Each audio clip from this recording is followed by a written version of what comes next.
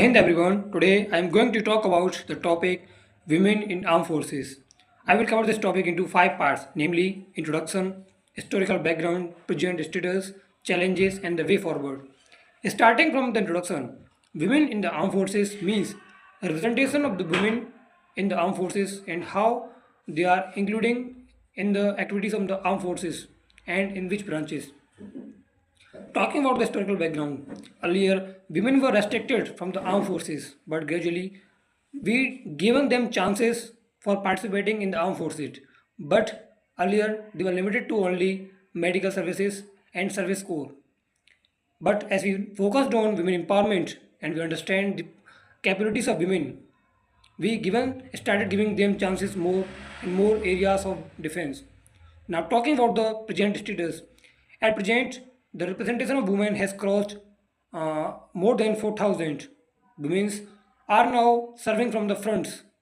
They are leading the wars. Women today are fighter pilots and officer leaders. In 2022, Supreme Court has also given a wider area of for women in the armed forces by opening the doors of opportunity in the National Defense Academy. So women have also get the chance and opportunity for the permanent commission at the officer level to graduate from NDA and to go to IMA. And also we have seen the representation of women and their abilities in the UN peacekeeping forces as they are getting prizes from the UN. We have also seen many fighter pilots who have fought in the wars.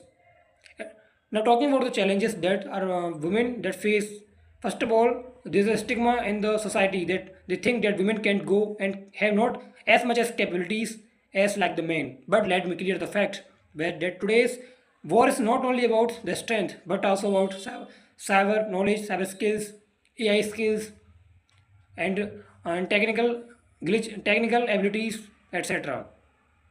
Because today war has shifted from traditional war to modern warfare. Now talking about more challenges that women face, that are some issues like not getting support from parents and not so much encouragement from the society. Now talking about the way forward, government can provide more opportunities and can open new doors. Women officers should give lectures on the audience and the schools, building more infrastructure so that girls can prepare more for their physical strength.